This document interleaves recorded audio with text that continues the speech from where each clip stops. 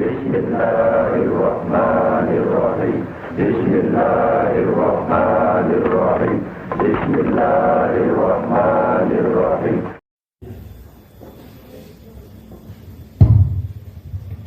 Assalamualaikum warahmatullahi wabarakatuh.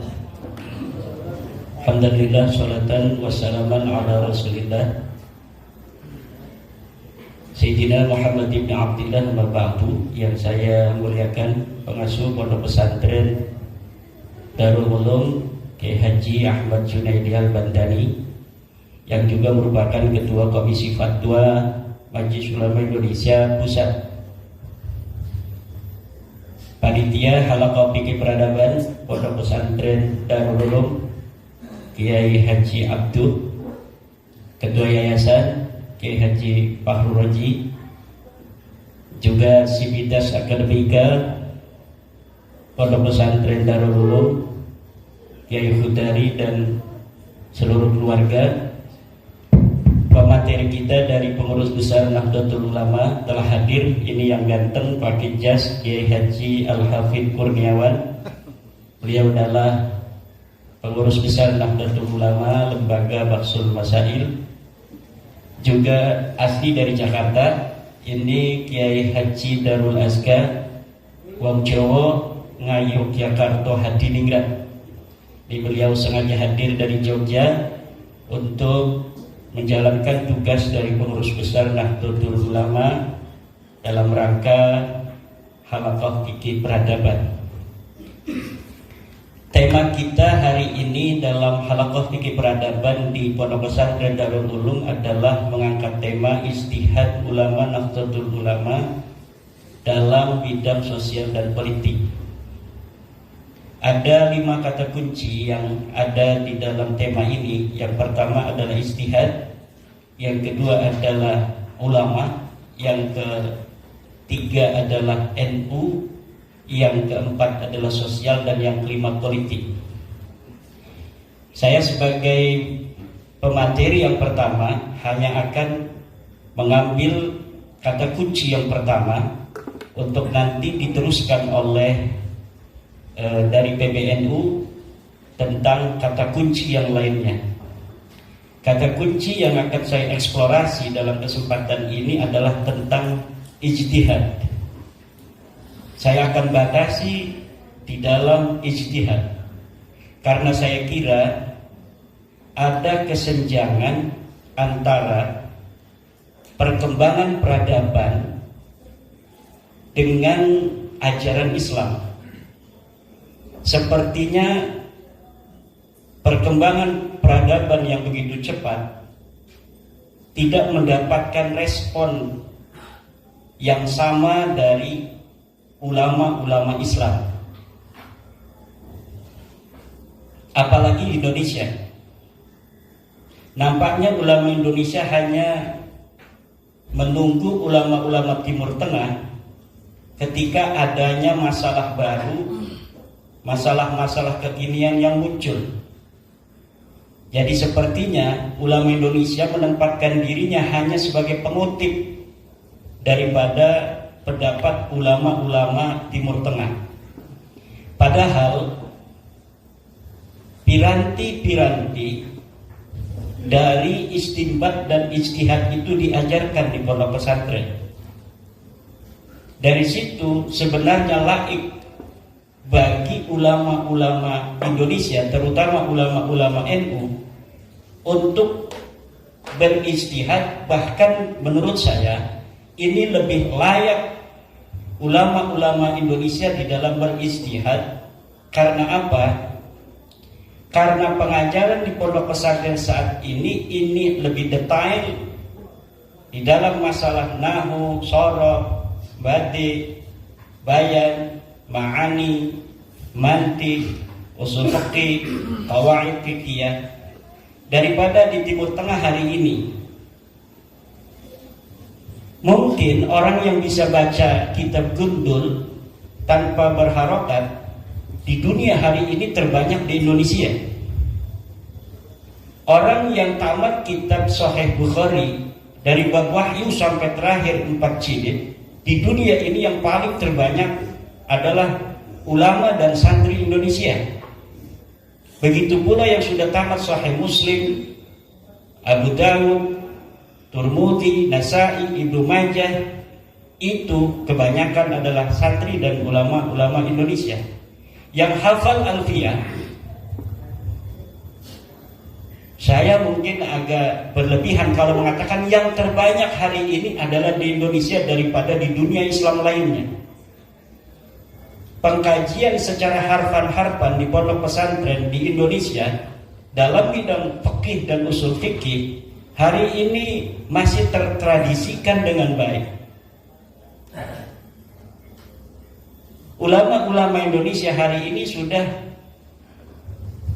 faham tentang itu kitab Al-Waraqat, Ghayatul Wusul, Jam'ul Jawami. Mungkin Jam'ul Jawami kitab usul fikih hari ini yang paling populer di dunia, terutama di Asia Tenggara, Mesir, juga di belahan India. Itu hari ini yang banyak tamat Jam'ul Jawami ini adalah santri dan ulama Indonesia. Tapi kenapa ulama Indonesia hari ini hanya berhenti sebatas membaca kitab kuning tanpa kemudian naik level untuk menganalisa, mengistimbat, bahkan kata ijtihad itu sepertinya tabu bagi ulama-ulama kita di kalangan Nahdlatul Ulama. Sehingga pada 100 tahun terakhir perkembangan dunia Islam sejak Syekh Nawawi Tanara Al-Bantani, ini tidak ada lagi ulama Indonesia yang berkaliber seperti Syekh Nawawi Al-Bantani. Setelah Syekh Mahfud At-Turmusi, tidak ada lagi ulama Indonesia yang berkaliber seperti beliau, Syekh Mahfud At-Turmusi. Bahkan untuk mencapai derajat seperti itu, Syekh Nawawi dan Syekh Mahfud At-Turmusi itu harus pergi ke Hijaz, kemudian baru mendapatkan martabatun aliyatun fi jami'il ulum. Ini yang menjadi pertanyaan besar di dalam benak saya. Kenapa dengan piranti yang amat lengkap seperti itu, ulama-ulama Indonesia, santri-santri Indonesia itu tidak naik-naik level? Lama pertanyaan itu menggurita di dalam sukma dan perasaan, baru kemarin-kemarin ini ada jawaban. Jawabannya itu lahir setelah diskursus nasab Habib Ba'alawi ini muncul. Ketika 1 tahun yang lalu saya menyajikan hasil kajian saya tentang terputusnya nasab Ba'alawi, kemudian itu menjadi diskursus publik, bukan hanya di Indonesia tapi juga di Timur Tengah dan beberapa negara Asia Tenggara yang di situ ada Habib Ba'alawi. Hari ini baru saya mendapat sebuah jawaban kenapa Indonesia minim melahirkan para ulama-ulama kelas dunia. Jawabannya adalah taklid buta. Qabulu qaulin bila hujjatin, menerima ucapan tanpa adanya dalil sekalipun dari orang lain. Dari mana kesimpulan itu muncul? Kesimpulan itu muncul dari narasi-narasi yang terbangun di media sosial tentang bagaimana para santri kita dan para ulama menyikapi diskursus nasab itu. Sebagian besar dari saudara-saudara kita itu ketika menyikapi diskursus nasab ini mengatakan, oh dulu kan Mbah Hasyim Asy'ari tidak mempermasalahkan nasab Ba'alawi, kenapa sekarang kita mempermasalahkan? Apakah misalnya Imaduddin Utsman itu lebih baik, lebih pintar daripada Syekh Hasyim Asy'ari? Mbah Khalil tidak mempermasalahkan. Apakah Imaduddin Utsman itu lebih baik dan lebih pintar daripada Mbah Khalil Bangkalan? Ibnu Hajar telah menyebutkan susunan daripada silsilah Ba'alawi. Apakah Imaduddin Utsman itu lebih pintar daripada Ibnu Hajar? Ini narasi-narasi semacam ini memperlihatkan ada masalah kita di dalam taklid. Nah, taklid itu sangat mendapatkan perhatian khusus dalam Al-Quran agar umat Islam tidak terjebak dalam setan-setan taklid. Imam Ghazali mengatakan taklid ini setan. Lihat Ihya Ulumuddin. Bagaimana Al-Quran mengatakan inna wajadna aba'ana ala millatin wa inna ala atharihim muqtadun. Karena bapak kita sudah begini, mempunyai pendapat, apakah ada dalil atau tidak ada dalil, maka inna ala atharihim muqtadun, kita mengikuti saja walaupun tidak ada dalilnya. Al-Quran melarang kita untuk mengikuti sesuatu tanpa adanya dalil. La taqfu ma laysa laka bihi ilmun. Jangan engkau ikuti apapun tanpa adanya ilmu. Ma huwal ilmu? Al-ilmu huwa dalilu. Ilmu itu adalah dalil. Ilmu itu adalah dalil. Fas'alu ahla dzikri in kuntum la ta'lamun. Itu bukan perintah Allah untuk bertaklid, tapi perintah Allah untuk bertanya tentang dalil. Fas'alu ahla dzikri.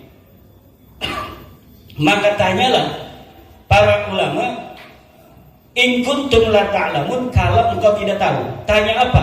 Tanya dalilnya, bukan tanya akan kesimpulannya. Imam Ghazali di dalam Al-Mustasfa misalnya, ayat ini fas'alu ahla dzikri in kuntum la ta'lamun adalah bertanya tentang riwayat. Bertanya tentang riwayat, bukan bertanya tentang pendapat. Artinya apakah ada riwayat tentang suatu masalah yang kami hadapi ini dari Nabi, dari para sahabat, khulafaur rasyidin, apakah ada? Kalau kita tidak tahu, fas'alu ahla dzikri in kuntum la ta'lamun, bukan bertanya tentang pendapat dari seorang laki-laki yang sama dengan kita, dia adalah seorang laki-laki. Tidak bertanya kepadanya tentang pikirannya, tetapi bertanya tentang riwayat. Kenapa kita tidak bertanya tentang pikiran orang? Karena pikiran orang itu sama dengan pikiran kita. Yang membedakan adalah pikiran itu apakah berdasarkan dalil ataukah tidak. Imam Syafi'i mengatakan la yahillu taqlidu ahadin siwan Nabi sallallahu alaihi wasallam. Tidak boleh kita mengikuti, tidak halal. Ini kata-katanya luar biasa. Tidak halal kita mengikuti seseorang siwan Nabi sallallahu alaihi wasallam. Imam Malik juga mengatakan hal yang hampir mirip. Kullu ahadin yukhadu qawluhu wa yuraddu ila sahib hadzal qabri. Setiap orang ucapannya boleh diterima dan boleh ditolak kecuali sahib hadzal qabri ayyin Nabi Muhammadin sallallahu alaihi wasallam. Inilah masalah kita. Menurut saya, kenapa ulama-ulama Indonesia tidak naik-naik level? Ini kita tidak bicara tentang awam. Kita sudah tahu taklid hukumnya bagi orang awam. Orang awam bukan hanya boleh, tetapi bahkan dia wajib untuk bertaklid. Yang kita bicarakan hari ini adalah ulama. Dia yang sudah bisa baca kitab kuning, dia yang sudah mengerti ilmu usul fiqih, dia sudah mengerti ilmu ma'ani, dia sudah mengerti ilmu bayan, tetapi dalam pendapat seperti orang awam. Bagaimana orang awam dalam berpendapat? Orang awam berpendapat dengan taklid. dia beribadah dengan taklid li'annahu la yaqdirul ijtihad, karena dia tidak mampu untuk beristihad. Yang kita maksud istihad ini bukanlah istihad dalam pengertian seperti Imam Syafi'i beristihad umpamanya. Itu pun sebenarnya bagi siapapun masih ada bagaimana diskursus al-istihadu mutlaqun amla. Apakah istihad itu tertutup ataukah tidak? Istihad itu selamanya tidak tertutup. Kenapa? Karena an-nawazil la tatahaddad. Nawazil itu peristiwa-peristiwa tidak terbatas. Sementara an-nususu yatahaddad. Nusus itu, nas-nas itu terbatas. Ketika nas-nas, teks-teks Al-Quran atau Al-Hadis tidak bisa untuk menjadi jawaban daripada perkembangan zaman, peristiwa-peristiwa baru yang muncul, lalu dengan apa kita harus merespon peristiwa-peristiwa baru itu apabila istihad itu telah tertutup?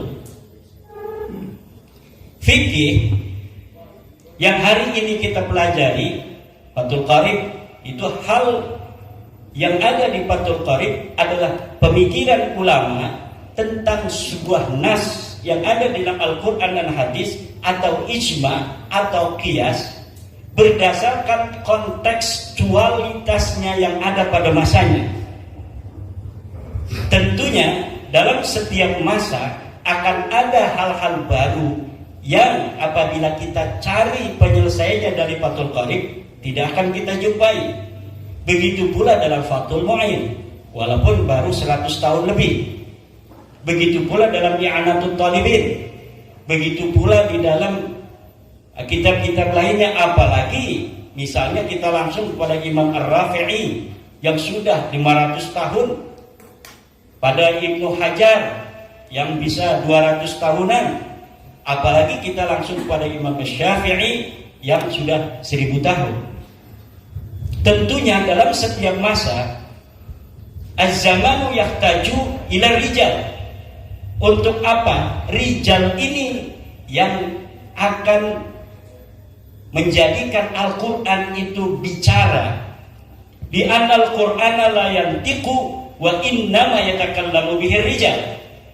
Quran itu tidak bisa bicara, yang bisa bicara itu adalah ulama.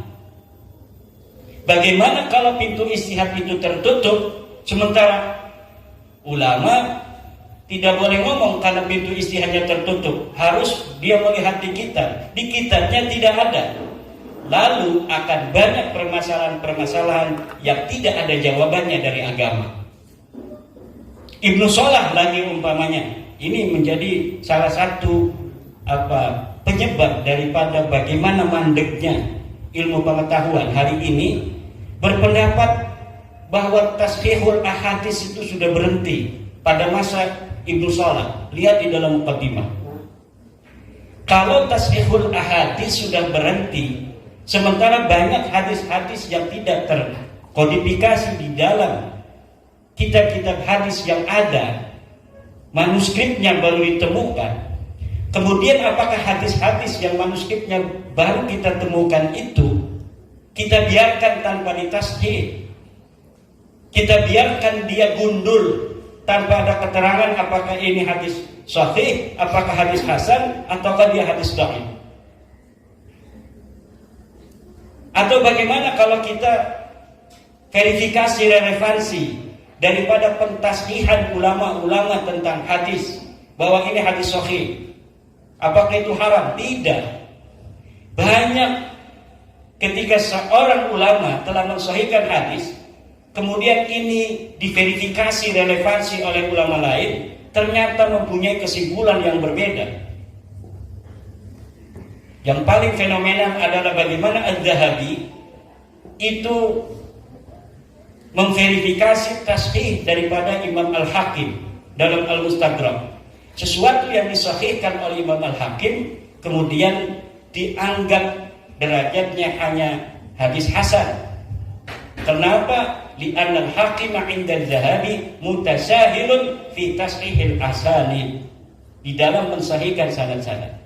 Dan inilah fikih peradaban Nahdlatul Ulama hari ini merangsang kita untuk bagaimana memverifikasi berbagai macam tatanan-tatanan pola pikir yang sudah mengkristal di kalangan kaum muslimin Indonesia untuk dapat menjawab peradaban masa kini dan masa yang akan datang.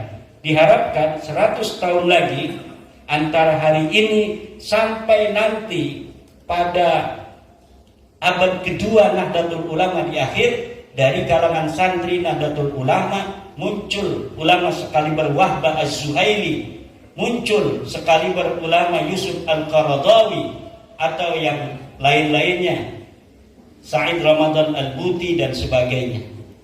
Jangan kita hanya hari ini mengutip dari ulama-ulama Timur Tengah, padahal mereka di dalam cara belajarnya tidak seperti kita.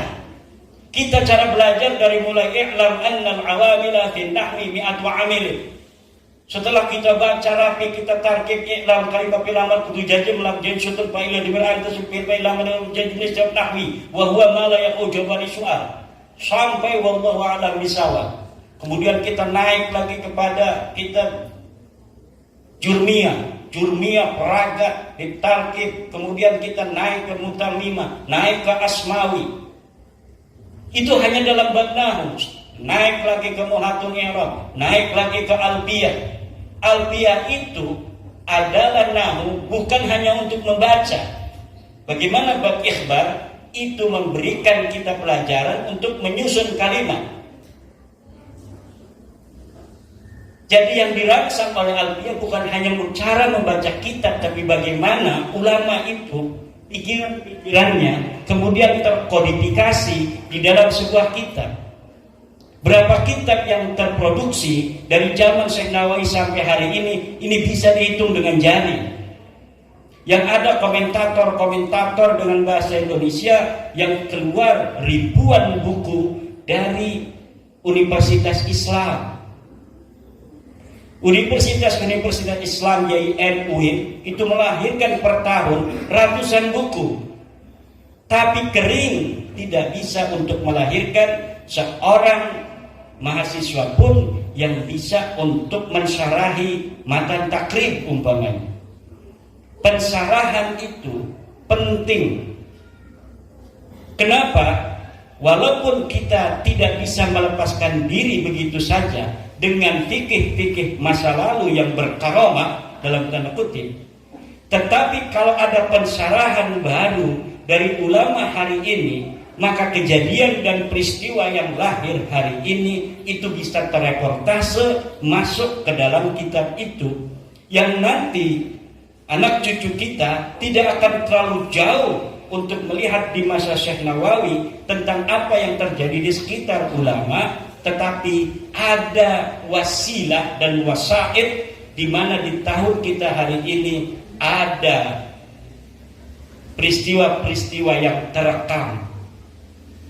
Perkembangan fikih yang perlu mendapatkan respon yang cepat dari ulama hari ini belum terekam dalam kitab-kitab yang dikaji di pondok pesantren.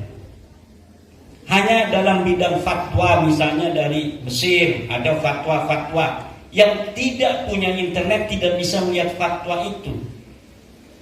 Kemudian Majelis Ulama Indonesia bikin fatwa tentang bagaimana hukumnya beli pulsa, hukumnya apa dalam fatwa, tapi tidak terkodifikasi dalam satu kitab yang laik untuk masuk pondok pesantren sehingga semua itu bisa dikonsumsi oleh para santri dan para kiai. Ini kira-kira yang ingin saya eksplorasi, yang nanti akan dikembangkan bagaimana ijtihad itu dilakukan oleh Nahdlatul Ulama di dalam bidang sosial dan politik. Hal lain yang saya temukan sebentar lagi, karena ini waktunya terbatas, adalah kenapa ulama Indonesia tidak melahirkan ulama besar 100 tahun terakhir ini. Ada jiwa inferioritas yang tersindrom di dalam jiwa-jiwa umat Islam Indonesia. Jadi umat Islam Indonesia secara kemanusiaan dia memiliki sindrom inferioritas terhadap orang barat, orang bule. Umat Islam Indonesia sebagai seorang muslim mempunyai inferioritas, sindrom inferioritas terhadap orang Arab. Akhirnya apa saja yang lahir dari barat kemudian dianggap sesuatu yang layak untuk dijadikan contoh dalam peradaban, sesuatu yang lahir dari Timur Tengah daripada pemikiran-pemikiran ulamanya seakan-akan dianggap lebih bermutu daripada pemikiran dan pendapat ulama-ulama kita. Inilah yang harus dihilangkan, karena ajaran Islam tidak mengenal manusia lebih mulia dari sisi iriknya, dari sisi jenisnya, dari sisi sukunya dengan umat Islam lainnya. Laqad karramna bani Adam. Kita semua ini adalah anak Adam. DNA yang ada dalam diri kita itu ada DNA Nabi Adam. Tidak ada yang membedakan kita dengan orang Arab dari sisi DNA. Sama-sama DNA-nya adalah DNA Nabi Adam. Tidak ada yang membedakan kita dengan orang Barat. Hanya karena sistem cuaca yang ada di Barat memiliki sistem cuaca tersendiri sehingga menjadikan mereka jadi seperti itu mukanya. Dan kita, cuaca kita yang ada di Indonesia yang demikian ini menjadikan kita seperti ini. Hanya itu yang membedakan. Yang lainnya sama, kita dengan orang Barat sama, dan kita dengan orang Arab juga sama.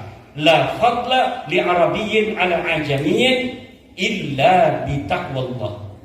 Tidak ada keutamaan orang Arab terhadap orang Ajam, sebaliknya wala li ajamiyyin ala arabiyyin.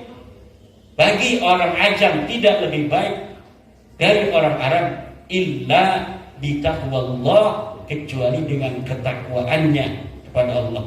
Ini yang harus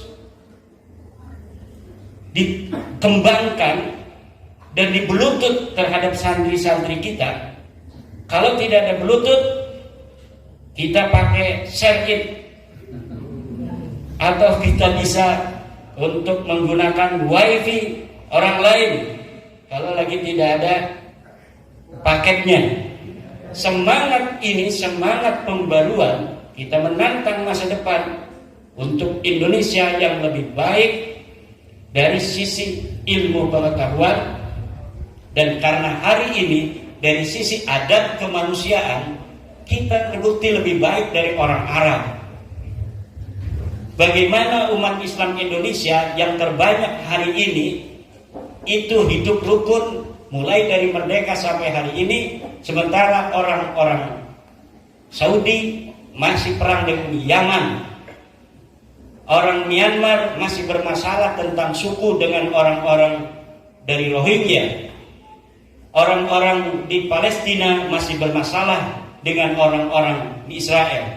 Afghanistan sampai saat ini masih terjadi peperangan antar suku, walaupun Taliban sudah menguasai. Indonesia dengan 700 suku dan 1.400 bahasa, dengan 17.000 pulau, 130 juta muslim, 270 juta penduduk seluruh Indonesia, ini tidak terjadi perang saudara yang signifikan. Walaupun ada di Aceh atau di Papua, tetapi frekuensinya kecil. Kenapa itu bisa terjadi? Ini karena adab kemanusiaan kita, terutama yang dikembangkan oleh Nahdlatul Ulama, yaitu agama Islam Tawasutiyah. Namun itu saja belum cukup untuk mengangkat harkat derajat umat Islam Indonesia ke pentas global tanpa ilmu pengetahuan. Bagaimana ilmu pengetahuan itu bisa setara dengan dunia Islam lainnya di dunia internasional? Satu adalah dengan menghancurkan setan-setan taklid yang ada di dalam diri para santri dan para ulama. Wallahu wal muwaffiq ila aqwamit thoriq. Wassalamualaikum warahmatullahi wabarakatuh.